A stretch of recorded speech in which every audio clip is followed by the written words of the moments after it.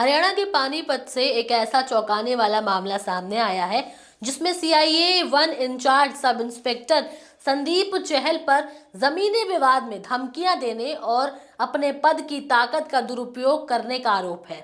पीड़ित परिवार ने इंचार्ज की आवाज में आए धमकियों का ऑडियो रिकॉर्ड किया है, जो अब मामले की सबसे महत्वपूर्ण साक्ष्य बन गया है। घटना के सार्वजनिक होने के बाद पुलिस महकमे ने संदीप को लाइन हाजिर कर विभागीय जांच भी शुरू करवाई है, जबकि जांच का जिम्मा डीएसपी सिटी आत्माराम को सौंपा गया है। क्या है पूरा मामला, चलिए विस्तार से समझते हैं। दरअसल नगलापार गांव के रामफल ने सनौली थाने में शिकायत दी है। आरोप है कि 23 अक्टूबर की रात लगभग 1:29 पर उनके बेटे राजन के फोन पर सीआईए इंचार्ज एसआई संदीप चहल ने फोन कर धमकियां दी। विवाद दो भाइयों रामफल और आजाद के बीच करीब 2 एकड़ जमीन को लेकर चल रहा था। रामफल का कहना है कि वही जमीन जिन पर दोनों पक्ष वर्षों से झगड़ रहे थे, इंचार्ज संदीप ने खरीद ली, वो भी कथित रूप से रामफल के भाई के साथ मिलकर। रामफल का आरोप है कि लगभग 2.5 करोड़ की जमीन को महज 80 लाख में खरीद लिया गया।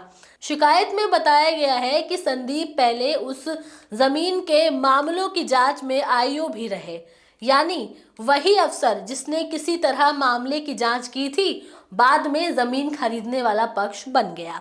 इसके बाद जब राजन ने इस संबंध में सवाल किया तो संदीप ने न केवल धमकी दी, बल्कि सरकारी फोन नंबर से राजन को और भी लोगों के जरिए धमका कर बताया कि उसके पास बदमाश है और अगर राजन सामने आया तो उसे खो देंगे। शिकायत में यह भी उल्लेख है कि संदीप ने कहा कि नौकरी से पहले मैं बदमाश था, मैंने पहले भी कई एनकाउंटर करवा दिए हैं। बता दें कि पीड़ित के पास 20 मिनट की कॉल का एक ऑडियो है, जिसमें संदीप और राजन के बीच की बातचीत के कई हिस्से दर्ज हैं। ऑडियो के अंशों में संदीप ने कहा कि मैं जिले की सीआईए 1 का इंचार्ज हूं, इसका मतलब समझता है ना, और मैं नौकरी से पहले भी बदमाश रहा हूं। मेरे जो साथी थे उनका एनकाउंटर हो चुका है।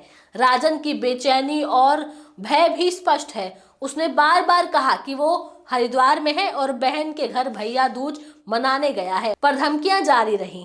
रामफल ने दर्ज शिकायत में यह भी कहा कि रात में कई बार और अजनबियों के फोन आकर परिवार को डराया गया और राजन ने रात 1:06 पर डायल 112 पर भी फोन किया था।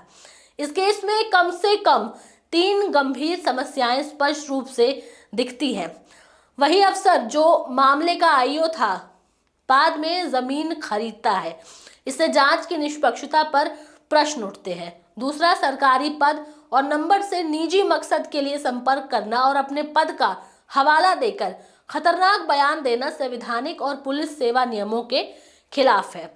एक सक्रिय पुलिस अधिकारी द्वारा बदमाशों का हवाला देकर किसी नागरिक को मारने की धमकी कानून व्यवस्था की छवि को कमजोर करता है। घटना के उजागर होते ही एसपी भूपेंद्र सिंह ने तत्काल प्रभाव से इंचार्ज संदीप को लाइन हाजिर कर दिया और विभागीय जांच शुरू करवा दी।